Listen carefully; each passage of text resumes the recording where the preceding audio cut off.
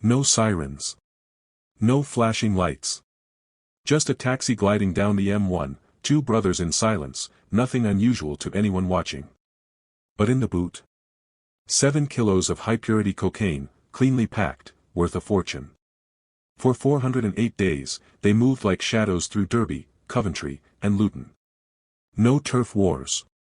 Just quiet deals, encrypted phones, and clockwork precision. It was smooth. Untouchable. Until one message, typed in trust and sent in seconds, became the crack in everything.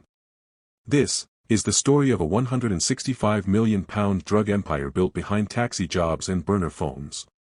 And how it all came crashing down. Welcome to Crimecast UK, where Britain's darkest criminal empires come to light. If you're drawn to the stories buried beneath the surface, take a moment to like, subscribe, and turn on the notification bell, so you never miss any UK stories lurking beneath the surface. Palip Mangar was 45 years old. A man with no criminal record. No attention drawn. He lived in a quiet terraced house in Darley. Nothing about him stood out, no designer clothes, no expensive cars, no late-night parties. Just a man who blended in. To the outside world, he looked ordinary. But in reality, he was orchestrating one of the most lucrative cocaine operations in the country.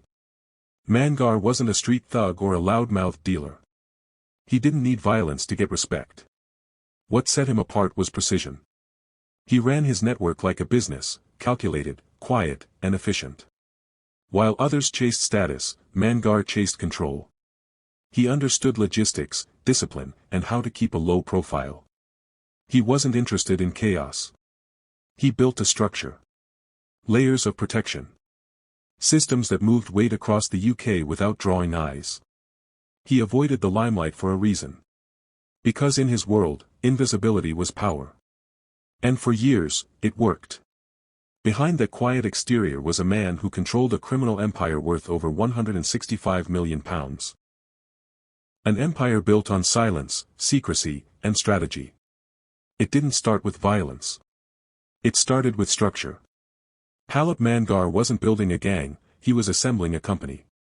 Not one run on fear, but on loyalty, precision, and silence. The first to join him was Shaswant Kella, known in the network as Kaya. Sharp-minded, logistic-savvy. While others saw roads and traffic, Kaya saw opportunity. He began mapping delivery routes like a supply chain manager. Motorways, rural backroads, petrol station rest stops, he built a blueprint that made drugs move like parcels. Each route was timed to the minute. Each driver knew only their stretch. No names, no questions. Just drive. Then came Manraj Johal, quiet, methodical. A former tax trainee who once dreamed of running a legitimate accounting firm. But under Mangar, he ran the books for an empire built on cocaine. Every transaction, every payout, every gram, logged with cold precision. No flashy numbers. Just clean, controlled balance sheets that could pass as legal trading accounts. What Mangar created didn't look like a criminal outfit. It looked like a startup. A covert enterprise with roles, departments, and hierarchies. And it grew, quietly. Couriers were recruited from within communities, mostly clean records, mostly men with families. Easy to blend in. Harder to suspect. Some were taxi drivers, some van operators. All were handpicked. All were given only fragments of the full picture. And that's how Mangar liked it. But there was one rule that held it all together. Don't speak. Don't show. Don't trust. And for a while, everyone followed it. Until someone didn't. One courier, new to the network, anxious, unsure, broke protocol. He texted a fellow runner with a question about the next drop-off. One encrypted message. One mistake. That message, intercepted. And although the network continued, untouched and unaware, that message had already triggered a quiet ripple. Somewhere, deep within law enforcement, a digital flag had been raised. They didn't know who yet. But someone was moving weight across counties with terrifying efficiency. And someone inside was about to make another mistake. One that would open the first crack in Mangar's silent empire. With the structure in place, Mangar's empire didn't just grow, it accelerated. It started with shipments. Pallets moved through shipping yards in Dubai, declared as car parts, health supplements, and even granite tiles. But inside, vacuum-sealed packages of cocaine, hidden within false panels, timed to arrive precisely when needed. Each container passed through layers of shell companies and forged documents before ever touching UK soil. And when it did, it landed in Derby, Luton, Bradford, and Birmingham, quiet corners with industrial units and closed shutters. From there, the kilos were broken down. Stored in decoy locations. Hidden behind insulation in rented garages. Even inside children's toy boxes. Wrapped, stacked, and parked like any ordinary family storage. Nothing was random. Every movement was tracked. Cash came in fast and clean. Hundreds of thousands were funneled through front businesses, takeaways, used car lots, and vape shops. Laundered through fake invoices, sent across borders, and quietly reinvested into properties from Leicester to Spain. And behind the scenes, the Clockwork never missed a beat. At the heart of it all sat EncroChat, a criminal's dream. Encrypted phones, military-grade security, and self-destructing messages. It wasn't just a tool, it was their lifeline. Mangar's team no longer whispered. They typed freely. Openly. Fearlessly. As shipments increased, so did the pressure. More routes. More couriers. More buyers with more ego. Inside the operation, silence remained law. But on the outside, someone was listening. Not every EncroChat message self-destructed fast enough. Not every courier covered their tracks. And one conversation between two careless lieutenants mentioned the wrong postcode, at the wrong time, under the wrong set of surveillance eyes. The empire was growing. Profits were climbing. But what no one inside knew was that across the channel, in a quiet French cyber lab funded by Europol, a backdoor had just been unlocked. And on the other side of that door, someone was already watching. By now, Mangar's network wasn't just operating, it was dominating. At its peak, the empire was turning over an estimated £400,000 every single day. Not once a week. Not on weekends. Every single day. And it didn't come in one lump sum, it dripped in steadily, like an industrial pump that never shut off. The heart of this machine. Hidden in plain sight. Derby and Luton, two cities that don't make headlines, but for Mangar, they were goldmines. He transformed inconspicuous industrial units into 24-hour processing centers. No signs. No buzz. Just fluorescent lights flickering behind steel shutters and men in gloves breaking down bricks of cocaine with surgical precision. Inside, every gram was logged. Vacuum sealed. Labeled. Repackaged. Some with serial codes. Others are disguised as protein powder, garden compost, or baby formula. Out on the road, the foot soldiers looked even more ordinary. And while the product flowed out, cash came flooding back in. Sometimes it came in duffel bags. Sometimes taped beneath courier seats. Other times hidden inside hollowed-out fire extinguishers or concealed floorboards. One unit in Derby alone stored over £2 million, wrapped in cling film, bundled with rubber bands, and scented with bleach to throw off dogs. The flat was barely furnished. One mattress. One microwave. One kettle. But stacks of cash lined the wardrobe like bricks of a second wall. And still, no one talked.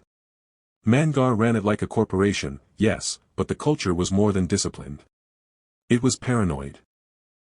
Burner phones were destroyed weekly. Surveillance sweeps were routine. Even the cleaners were vetted through layers of shell identities. One man, an Albanian fixer known only as Vullo, ran background checks on every courier, every buyer, and every runner's cousin. Anyone who spoke too much. Removed. Quietly. Efficiently. And yet, not everyone was careful. Still, the empire marched on. Mangar stayed invisible. Kaya continued to innovate, he even drew up plans to pilot drone deliveries between rural drop sites, testing range and wind speeds. The network was evolving. Smarter. Faster. More dangerous. But behind the smooth operation, a quiet panic was brewing. Encrypted messages were suddenly delayed. Some went unanswered. And some were deep in an unremarkable office in France. EncroChat's encryption had begun to crack. One by one, IP addresses were being traced. Usernames decoded. Coordinates logged. Mangar's empire was still roaring, cash still flowing. But a digital shadow had started trailing each of them. And the next message Kaya typed wouldn't just be read by a colleague.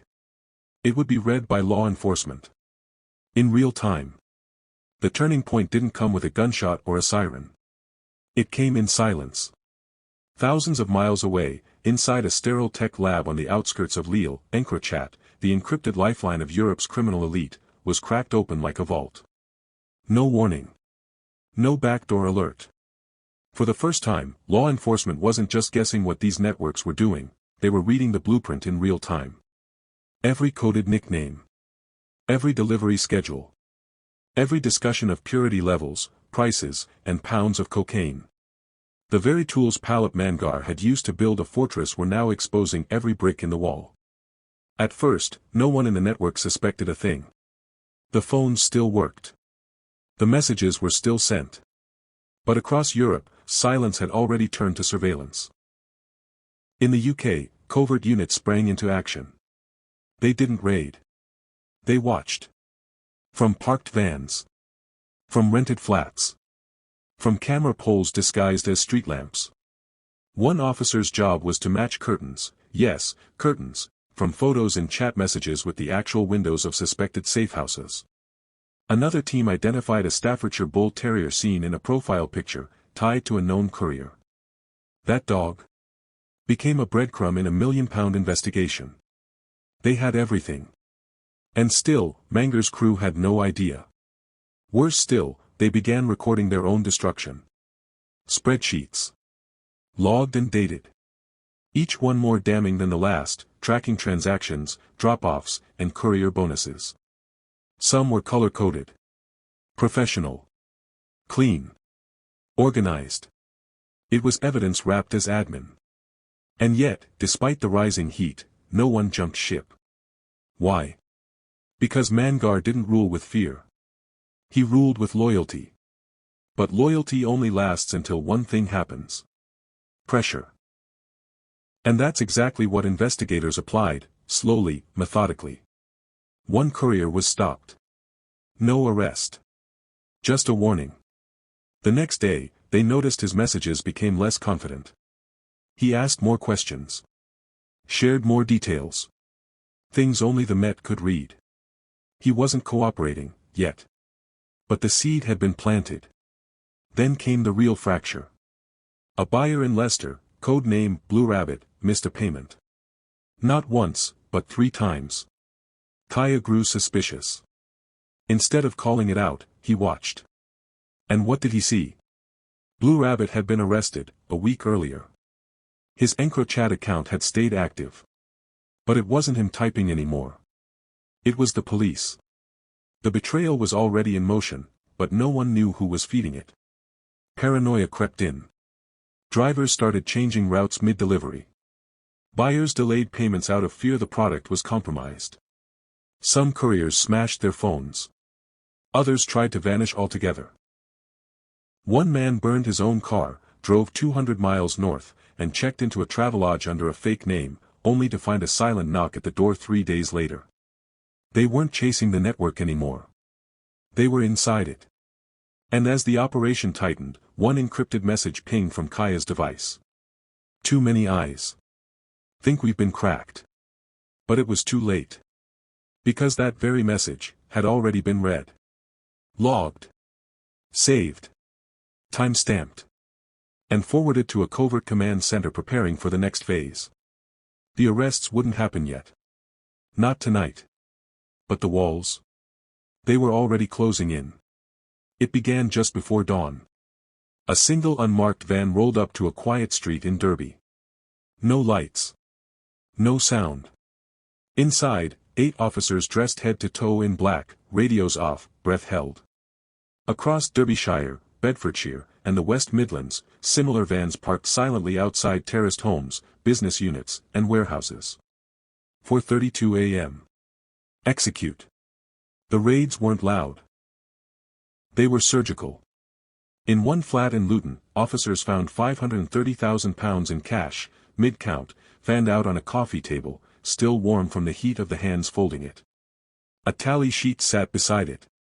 The numbers matched a message investigators had intercepted 2 weeks earlier on EncroChat, almost word for word. There was no room for doubt anymore. This wasn't just evidence.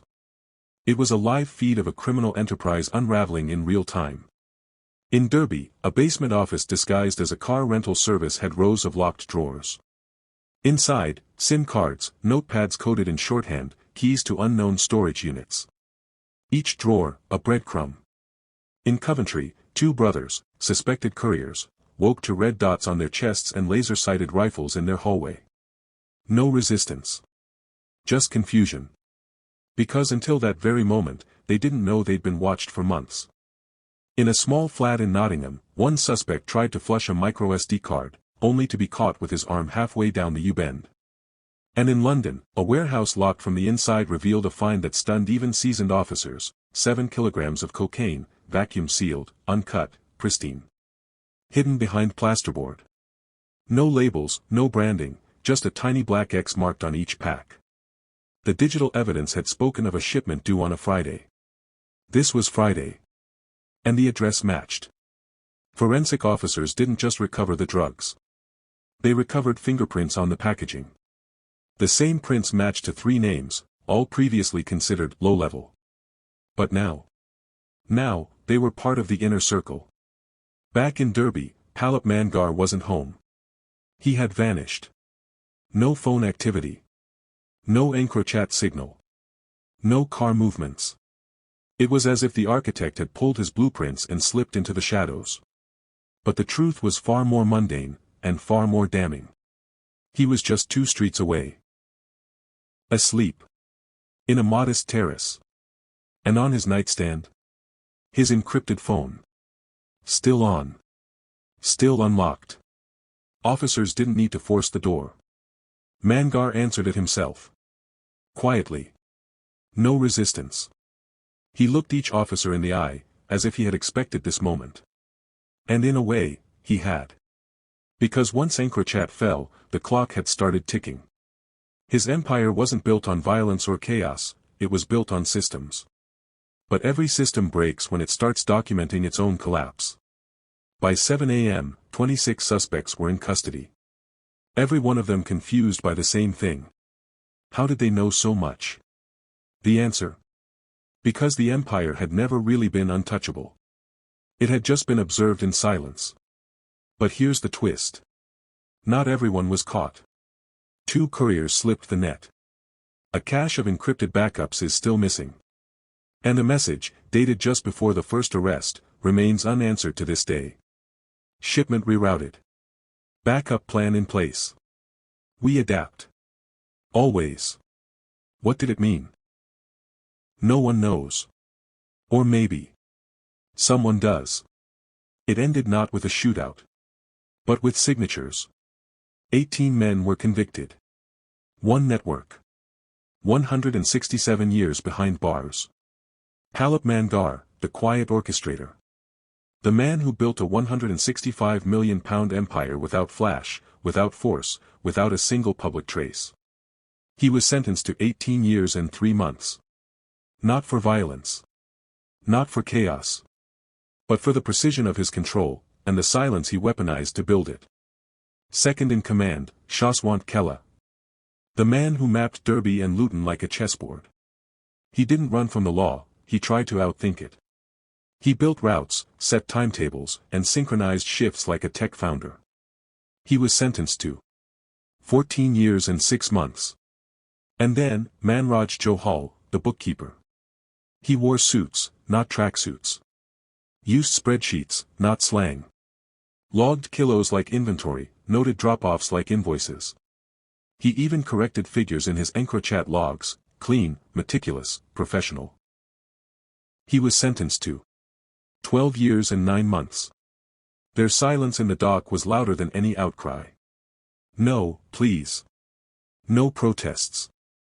They knew the numbers didn't lie. And for once, the numbers were against them. One flat in Derby yielded £2 million in cash, stored under floorboards and sealed in vacuum-packed bricks. Another in Luton still had processing trays laid out, mid-shift, as if the workers had only stepped out for lunch. In London, officers found £530,000 still being counted when the raid came. The room was soundproofed. The curtains closed. The counting machine is still running. Each piece matched the puzzle from EncroChat. Every coded name. Every drop location. Every timestamp. Their own words had testified against them. But behind those words were stories few knew. One courier, Basharat, used his own cab to transport coke, daily, between Derby and Nottingham. He took detours when schools let out, knowing the police rarely stopped cars near playgrounds. Another, Barry's Iqbal, would swap number plates twice a week. Once, when trailed, he stopped to let a pensioner cross the street.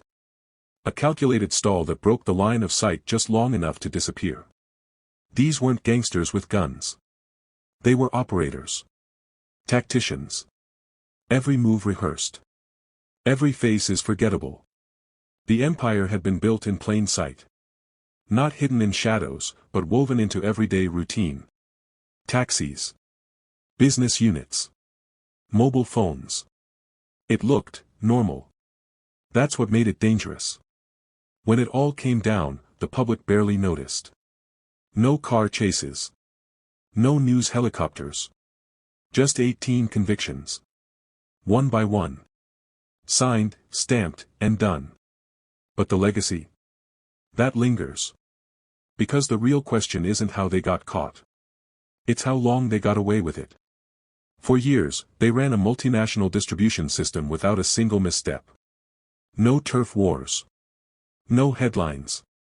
Just encrypted phones and routine drop-offs. They called it the silent system. Now, it's become a case study. In logistics. In control. In how crime, when organized enough, can look like business as usual. They fooled everyone. Until they didn't. And long after the last sentence was read, one thought remains.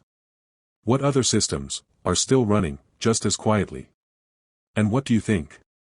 Did the sentences truly reflect the scale of the crime? Or did the system fail to grasp just how deep this network ran?